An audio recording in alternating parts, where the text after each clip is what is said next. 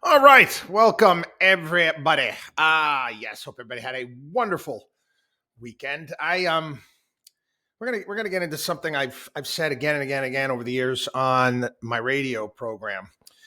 The fact that everything in life that has meaning, value, and worth involves work, time, and effort. Underlying theme. When it comes to ripoffs and scams, though, what do I say? The world's second oldest profession: get rich quick con artists.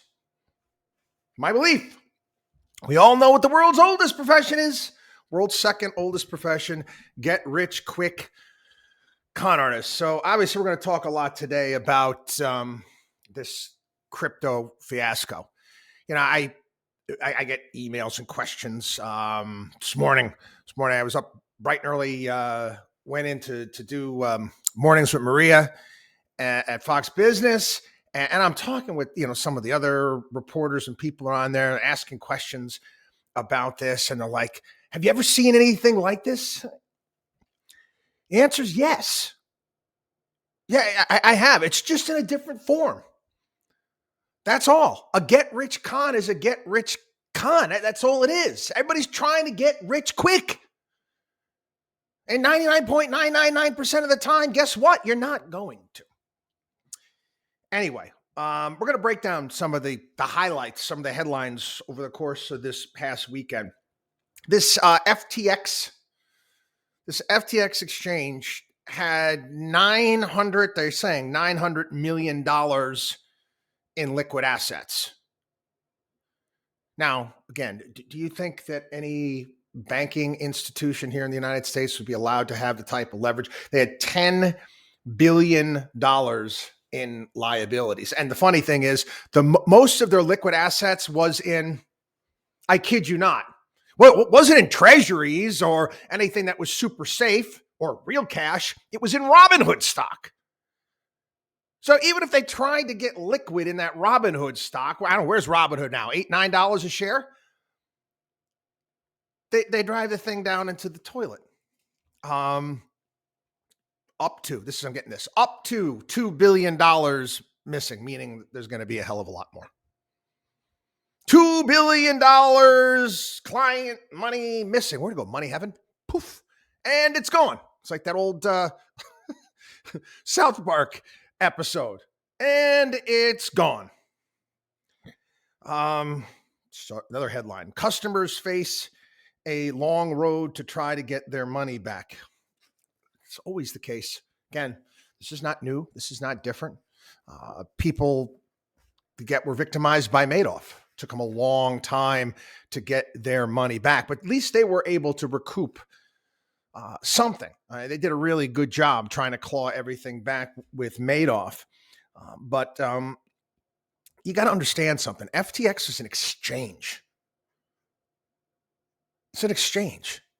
Imagine, and it was the exchange, kind of like the New York Stock Exchange.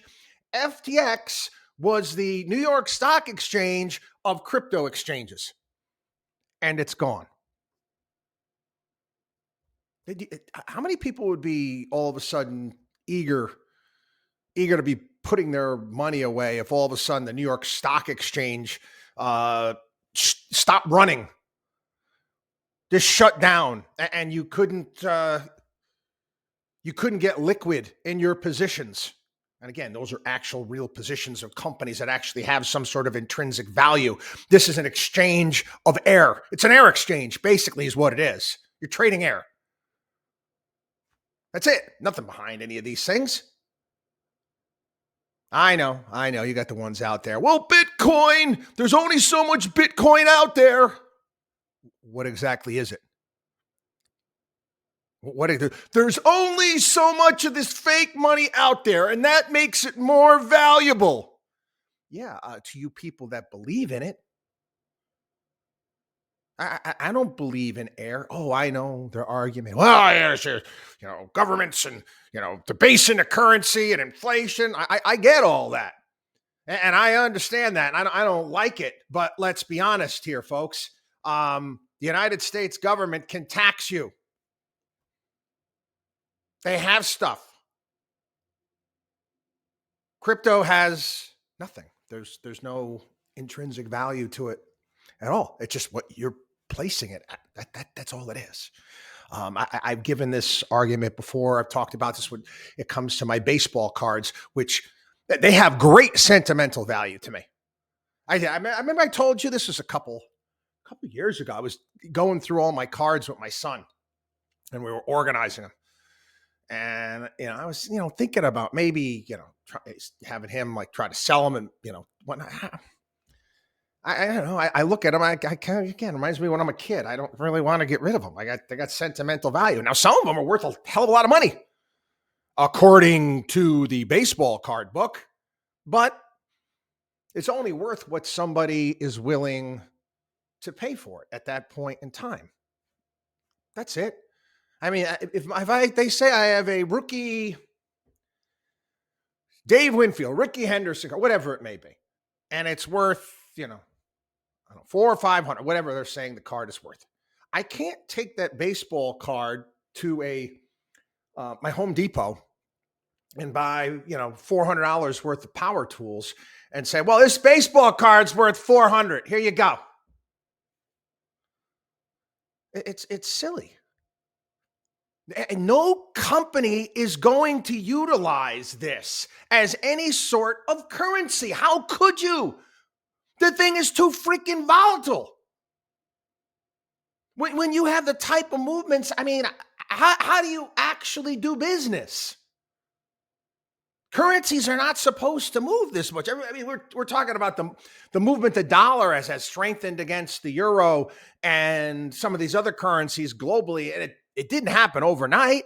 It happened over time, and it most certainly isn't to the extent that can happen with these cryptocurrencies over the course of a day. You can't even call them currencies. Call them tokens. Call them trinkets. Call them anything else. Just don't call it a currency. I prefer the Zimbabwe buck. Quite frankly, I've showed you guys my $100 trillion Zimbabwe bucks, Turkish lira.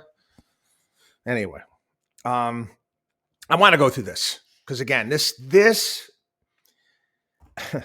it's taking me back. It's taking me back to when I was a kid, young buck in the industry back in the 1990s. Yeah, cryptocurrency billionaire broke the bank for the Dems. I'm going to give Miranda Devine did a great piece today in the New York Post, and we're going to go through it here. This Sam Bankman-Fried, this FTX guy, he is number two as far as donors are concerned to the Democrats. He's below George Soros. Soros is number one. He was number two. And again, his mother is a Stanford law professor and co-founder of the left-wing political action committee, Mind the Gap, which has raised $140 million to help Democrats win election through these get out the vote things that they like doing. Anyway, a more unlikely billionaire you could not find. And of course, his money was built on thin air. A math genius with poor social skills, SBF, that's what they call him, reportedly lived in a polyamorous relationship with multiple people in a luxury penthouse with about 10 coworkers in the tax haven of the Bahamas. Isn't that interesting? These big lefties, these big libs out there, they don't like paying taxes, do they? They don't like it at all.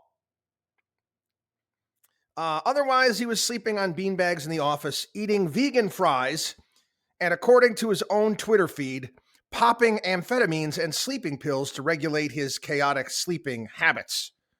Vegan fries, are they as fattening as regular fries? I'm just curious. I don't know. I mean, is it vegan? What does that mean? You can't fry it in oil? How does that work? I don't know. Reuters reporting, we reported $2 billion gone and then some. SBF and his mysterious co-founder, Gary Wang, were being held under suspicion by Bahamian authorities after reportedly planning to flee to Dubai. Yeah, he tried to get out of Dodge. Why Dubai? Dubai has no extradition treaty. Zip, zero, zilch, nada. But again, I told you this last week on the program. When you donate that amount of money to politicians, and I'm going to be honest with you, I don't care if it's left or right. You tend to get out of jail free cards. You buy yourself, in the Washington game of Monopoly, the axis of evil and how that works, politicians, big business, mainstream media. The more you donate, the better off you are. Oh, yeah, guys, I remember back early 1990s, we're going after some of the boiler room operators trying to help clients out. Do you know how much money those guys donated to politicians?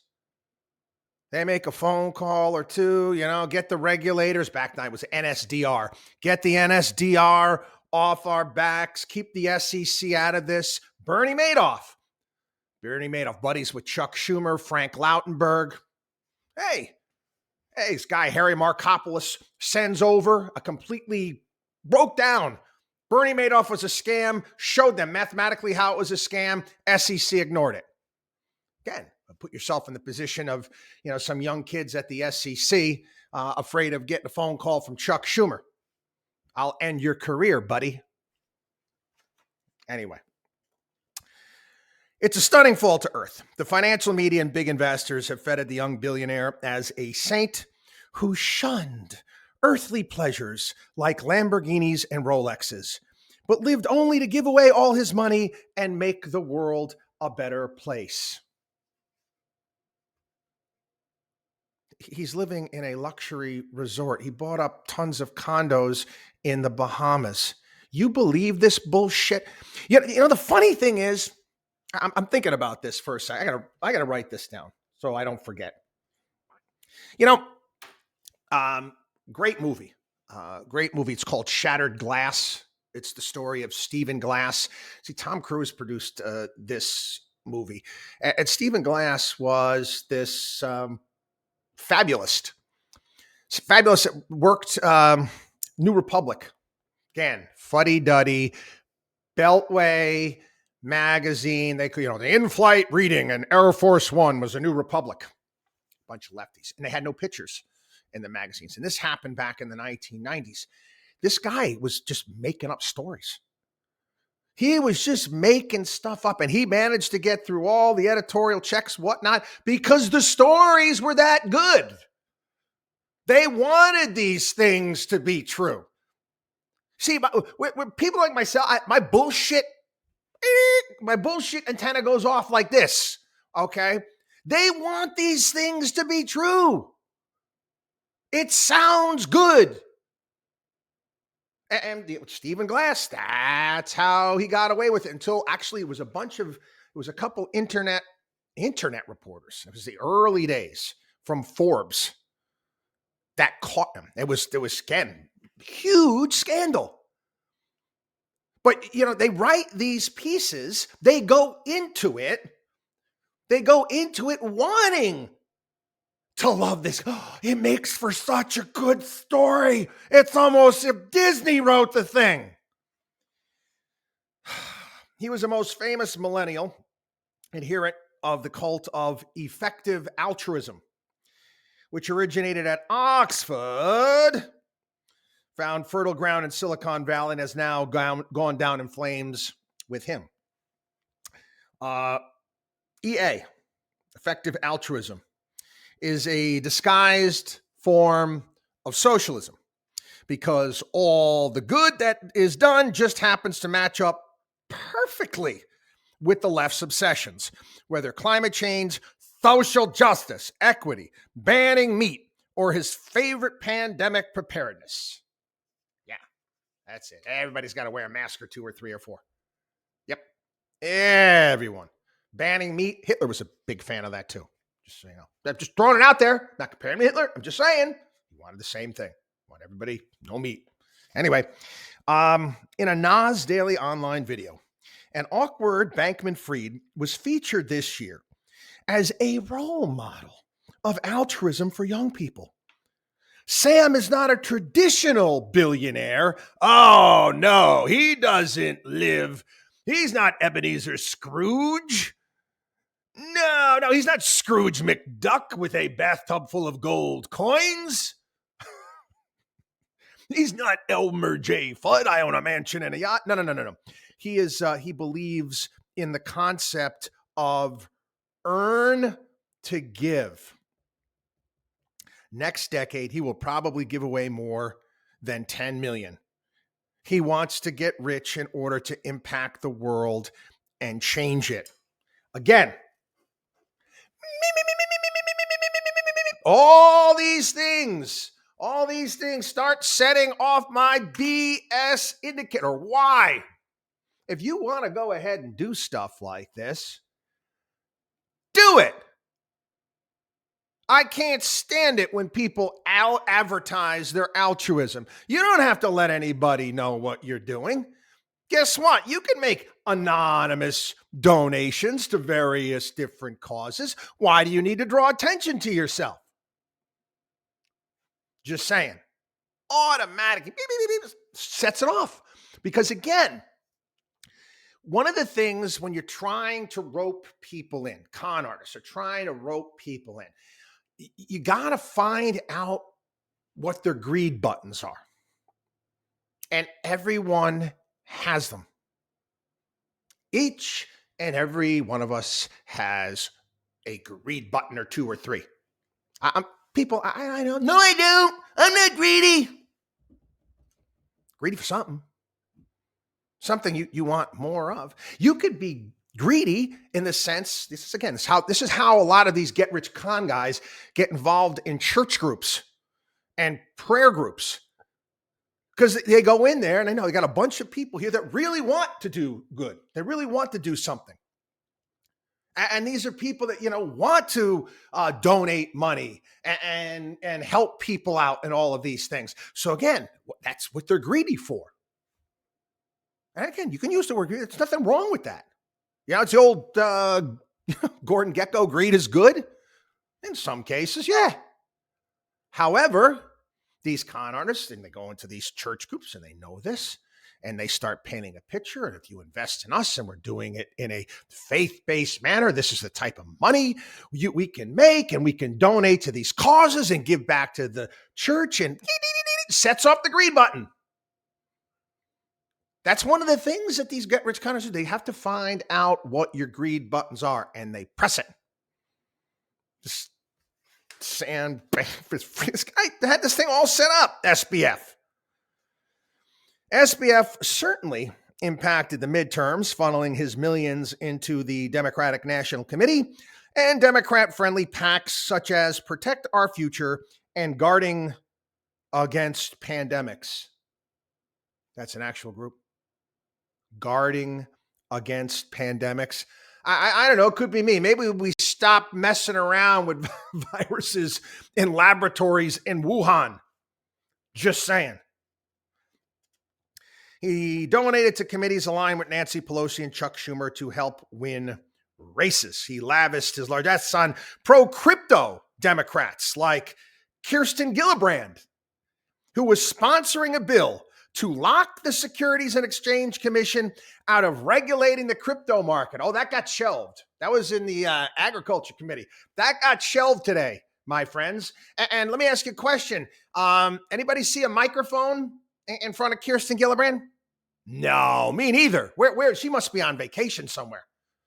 Maybe she's borrowing one of SBF's private jets to get her out of Dodge because of this. He also visited the White House, meeting with top Biden advisor Steve Ricchetti on April 22nd and May 12th. Yeah. Say no wonder the Biden administration has been weak on regulating the crypto market. It was the goose that laid the golden egg. I'll get into regulation in a little bit. We'll come back to that. Meanwhile, this is the best. The media massaged his profile. They didn't just massage it. Sound crude here. They happy ended the thing, for crying out loud. All right. Both Forbes and Fortune had him on the cover. And I'm sorry, all due respect. I know Steve Forbes isn't running over there. Both those magazines are a joke. They are. Both of those just so you know, that's pay for play.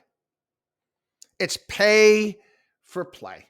They're both jokes. Fortune magazine had Enron it's most innovative company in the country. Was it 5 years in a row? Okay, these guys got great track records. Killing it, huh? Both Forbes and Fortune had him on the cover. Quote, the next Warren Buffett, asked Fortune. First and foremost, I don't care what you think about Warren Buffett. I think the guy's an unbelievable investor. We've talked about him here on the program, but I know he's a shark. I know how he's able to, he's a goose cert returns. He runs his own company. He can get involved in private companies. We've talked about here on the program, why does Warren Buffett push for an estate tax? Well, estate tax means you can pick up companies on sale when people have no choice but to sell them. There's a myriad of different things, but again, something else. I don't want to go too far off track here. Warren Buffett hates crypto. You have the nerve to call this guy the next Warren Buffett when he's investing in air? Do you understand? Do you guys, you lend credibility to people like this by putting them on the cover of your magazine? Don't you care? I know you're not in the business of giving a shit. You're in the business of selling, magazines and advertisements, in essence. Oh, yeah, and you know who spent a ton of money on advertising, of course. Crypto. Anybody remember? Wasn't too long ago. Almost every other commercial on CNBC and these other networks was Larry David, who was shilling for FTX. Oh, it wasn't just him. Was it Tom Brady did it as well? Anyway, here's Warren Buffett. It draws in a lot of charlatans, said Buffett, where people who are of less than stellar character see an opportunity to clip people who are trying to get rich because their neighbor is getting rich buying this stuff that neither one of them understand.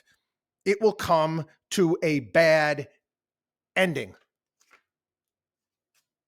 We said the exact same thing. And no, I don't, I'm going to be honest with you. I don't get it. I don't get any of it. I don't get it. I stay away from it. And don't tell me you get it, because you don't. SBF appeared with Bill Clinton and Tony Blair at an international crypto summit.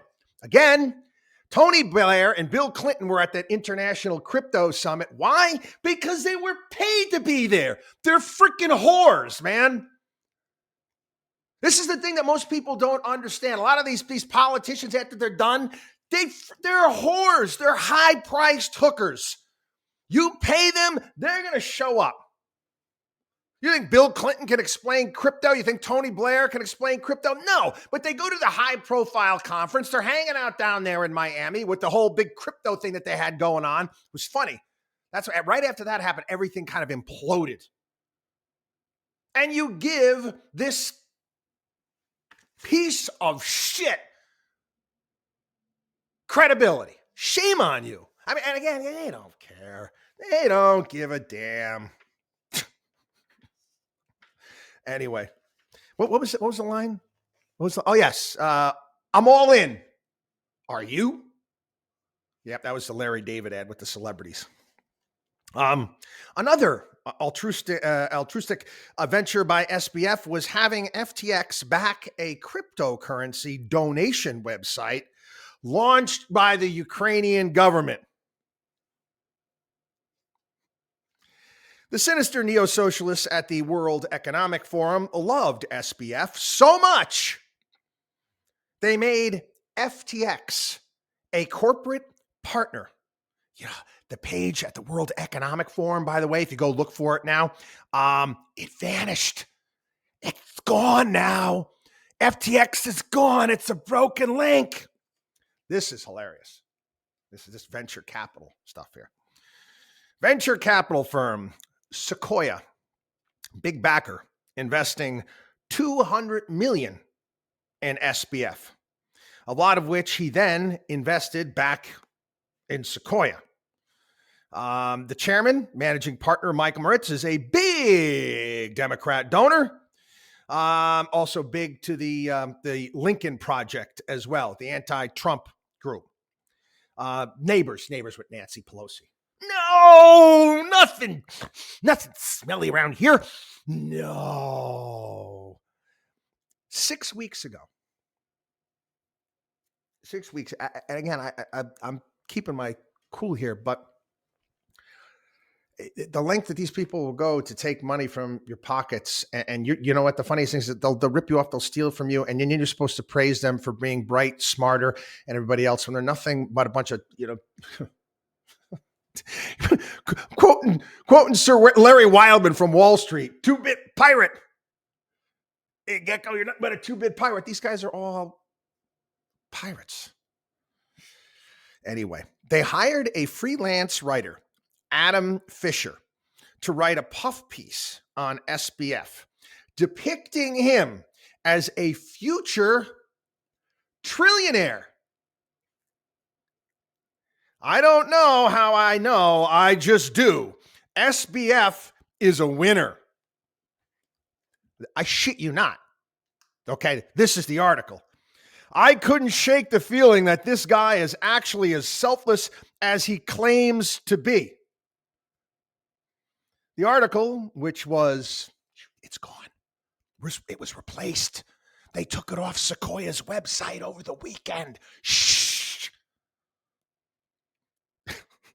Describes how SBF wowed Sequoia's partners into giving him $1 billion during a Zoom meeting, throughout which he played multiplayer online video game League of Legends.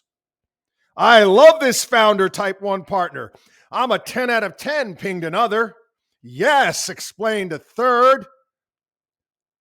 Fisher visited Bankman-Fried in the Bahamas, describing a man who does not make eye contact, plays video games all day, and is constantly plugged into his computer with a headset. All of his meetings are by Zoom with the people in the same room. Yeah, I'm gonna invest $1 billion with this guy.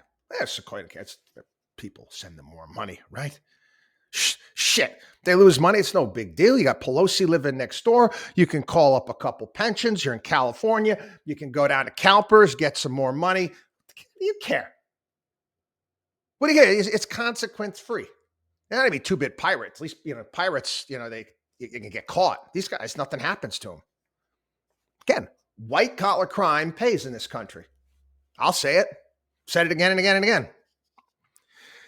The author concludes that the FTX founder is, I've never heard this before, neurodiverse, but not spectrum-y or Asperger-y. SBF says he has some ADD and never has read a book, as information should be in a 6-paragraph blog post.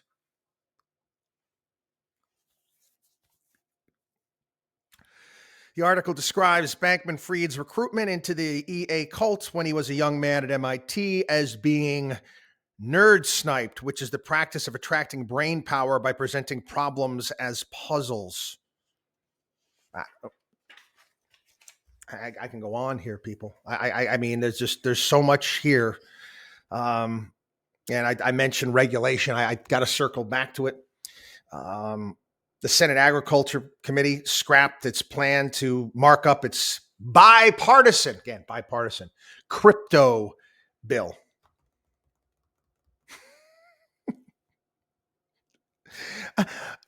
People, I'm going to get questions in regards to this. I know I'm going to get invites and what Congress should do in regulating this. And listen, Gary Gensler, he actually came out. Usually never get regulators come out and speak out against pending regulation. They tend to be their own bosses, but they don't normally speak out against pending regulations, kind of off limits. Gary Gensler came out and said that, this is ridiculous. He said, you're basically throwing out 90 plus years of financial regulations. You're throwing them out right out the window with what they were doing. And again, you know who wrote this legislation? Are you curious? Want to know who basically wrote? Was it Congress that wrote this legislation? This to regulate cryptos? No. Yes. Yeah, SBF did. Yeah. SBF wrote this. It's just several weeks ago here on the program, I was yelling, screaming about now that Congress wanted to allow 401ks on people who are investing in cryptos. Again, I would, in my opinion, and I'm going against, because there's a lot of, you get donkeys, you get elephants. There's a lot of money in this thing. There's a lot of money in fake money, obviously. A lot of money to be made. A lot of suckers out there. A lot of money to be made in fake money. Just like, again, there's a lot of money to be made in carbon trading. Yeah. And the funny thing is, you think that the big banks that are getting involved with this, do you think that they have any exposure? No, they don't. They're not exposed to this. They'll play the bookie. They'll collect their VIG. Sure, absolutely. But do you think that they're going to get exposed to this? No frickin' way. Again, you know what? If I was a member of Congress, I'd be yelling and screaming and jumping up and down and saying, we do not need to regulate this. We do not need to give this any sort of legitimacy whatsoever. We don't. It should be, you put a freaking biohazard sign on it and you say, you know what? Have at it. Have at it. You know what? Invest at your own risk. Like I said last week, Gary Gensler in an interview last week, Pontius Pilate that thing. Wash your hands of it. It's not me. You want to go putting your money in fake money? Again, stupid is as stupid does. All right. A couple more. This is funny too. I'm sorry. I know we're spending a lot of time on this today. Bill Ackman. I'm not a fan of this guy at all. Bill Ackman, they actually made fun of him on HBO's financial program. It's a series. It's kind of raunchy. I grew tired of it. Industry. And they talk about Bill Ackman basically, going out and tanking the market during COVID with the comments that he made on CNBC. And I saw that a mile away. And quite honestly, guys go on and he knew exactly what he was doing, and made a fortune doing it. And, they put people in jail for insider trading. But when you go on and you have a certain platform and there's certain things are tenuous at that point in time, you pour gasoline on a fire, there should be consequences, but there's not. But also, you know what? CNBC and some of these networks should be careful who they have on and the positions that they have. Show me your trading book. Show me where you're positioned right now before you go on, before you decide you want to try to move the markets. Anyway, he actually put out a tweet. This is not making stuff. He pulled it down. You have to give SBF FTX credit for his accountability here. I don't know of any of the facts, but I have never before seen a CEO take responsibility as he does here. It reflects well on him and the possibility of a more favorable outcome for FTX. You don't know any of the facts, yet you decide to open your mouth. Jerk. Anyway, Matt, moving on. Oh yeah, the Miami Heat severing ties with FTX. They're going to have to find a new name for its stadium.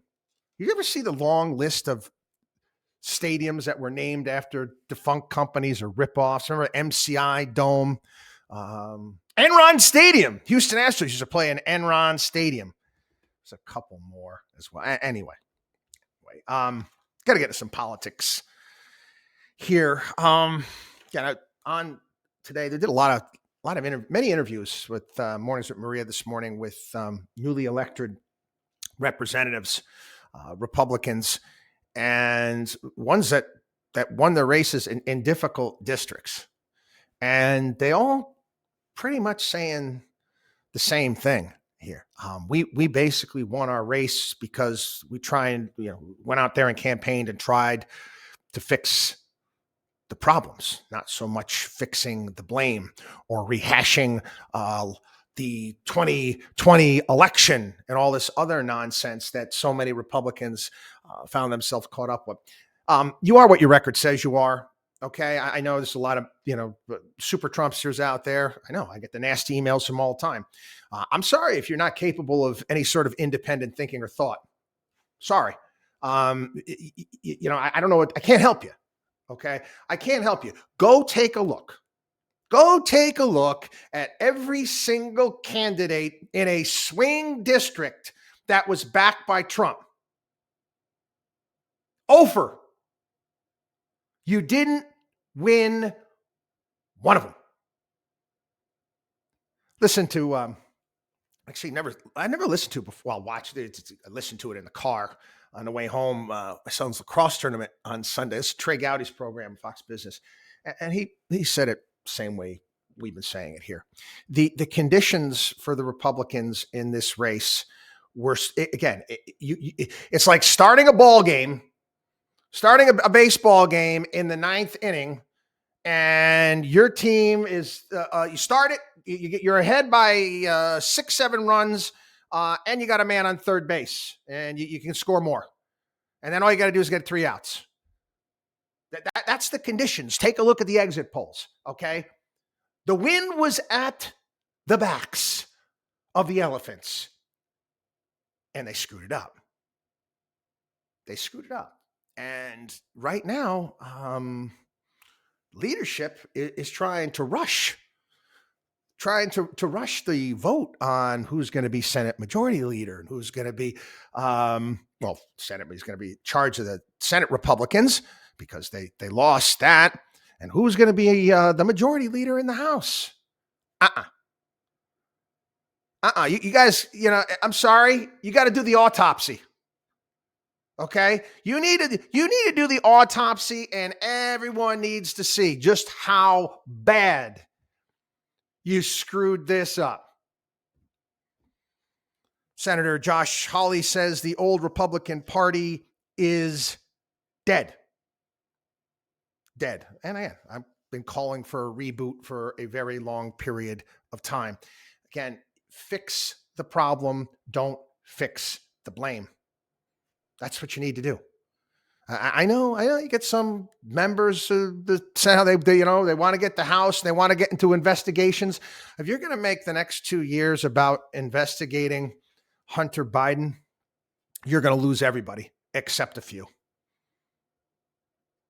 I mean, listen, I don't like influence peddling as much as anybody else does. We highlight Peter Schweitzer's books. We talk about this stuff all the time.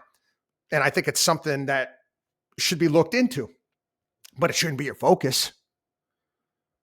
That's not going to win you. That's not going to win you elections. I mean, what did you run on this past time? Nothing. You ran around, pointing at a burning building. Look, the building's on fire. The building's on fire. Did you do anything or plan anything? How are you going to put the fire out?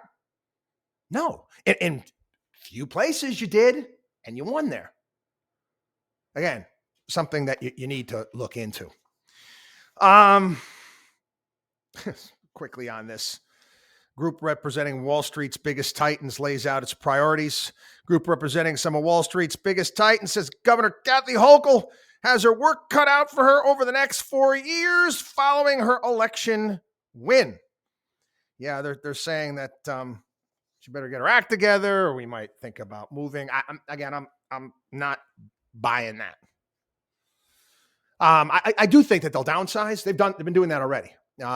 Offices opening up in places like Florida, Nashville. They're already doing that. They'll downsize, but they've got some pretty good deals struck in regards to taxes, and they're kind of taken care of when it comes to New York. We all know this.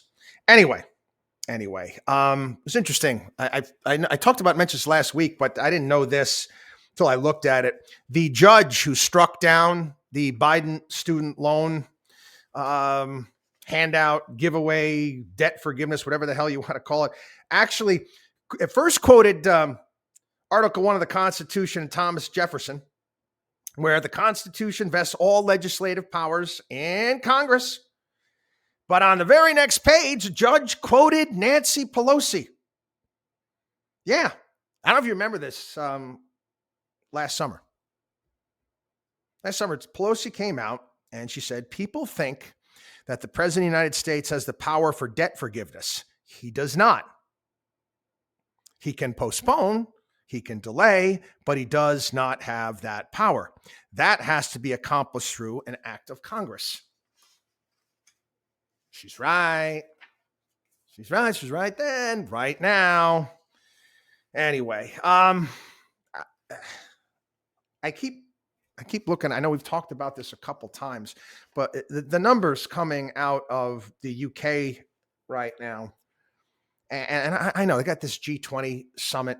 I'm going to talk a little bit about it tomorrow when I get more information with Biden and Xi Jinping, and I guess the full confab is starting. What's going on in the UK right now is an absolute mess, and I don't understand what they're doing at this point in time. They're basically misery index, stagflation. Things are going to be awful for years. How is that possible? And again, I don't even know how. They call themselves a conservative party there. You're going to go ahead and you're going to raise taxes into this? Your economy is going backwards, and you're going to make it more difficult? You broke away from the European Union so you could be an alternative. Why wouldn't anybody set up shop there if you're, why not go the Singapore route? Just saying. Why not go the Switzerland route to attract businesses to your shores? No, it's boy. They're saying more misery. They use that word misery all the time, going on for years. Anyway, quickly on this before we go today. Little quick EV follow-up. So I get picked up this morning to go in. When I go in to do TV in the city, they send a car out. And the time they picked me up, it was around 4 o'clock in the morning. Car's there in the driveway. And I'm looking out my window, and I get a text. And, says, Suburban, their driver to pick you up. And I'm like, that's not a Suburban in my driveway. It's a little car. And I'm looking, and I say to myself, geez, who the hell's in my driveway? And I said, how could this coincidence can't be. Go out, and it's the driver. It's a driver. And I said, oh, I'm sorry. I didn't realize it. And it was, the car was the Tesla, the small one there, the Tesla 3. And I'm driving in, I'm speaking with the gentleman taking me in, and he was talking about his EV, and he loves it. He loves it. My assessment on the ride in, and we don't have the greatest of roads here in Long Island and in the city, but and that car is fast. There's no doubt about it. He was cruising along at a pretty good clip, but I felt it. Again, I felt like I was bouncing around, going 80 plus miles an hour in a Honda, Civic, one of those small things, boom, boom, boom, boom, boom, boom, boom, and it was loud. It was loud. And I was talking to him about it. He said, yeah, the newer ones are much, much better. This is a 2019, but he swore by it. He's like, yeah. And I asked him, well, what about long drives? I said, it's not good for my family. And again, I need an SUV that can go distance. He's like, oh no, it's no big deal. It's no big deal. He said he was explaining to me that, the car charges faster when the battery is low up to a certain point, and then you stop charging because once it wants to basically top off the charge from 80% up, that takes a lot longer. And he basically explained he goes on trips. He's got to stop driving every 2 hours and find a charging station. And he says it averages half an hour, 45 minutes. But he was explaining to me when he does that, it's a safe way of driving. And I'm thinking to myself, I said, I was stuck in traffic this weekend. I wanted to stick a hot poker in my eye. It's getting worse instead of better. I was down near Dover, Delaware for a lacrosse tournament with my son. It took me 5.5 hours to 220 miles. It was awful. Awful. Delaware Memorial Bridge construction, it was the whole way. And I'm saying to myself, if I have to stop every couple hours, and then I got to wait another half an hour to charge. And that, what happens when you're almost home and then you got to do it? And I mean, drive 2 hours and stop. I can drive a hell of a lot longer than that. Anyway, I got to each his own. That's all. Anyway, have a great day, everybody. Watchdog on WallStreet.com. Watchdog on WallStreet.com. We'll see you.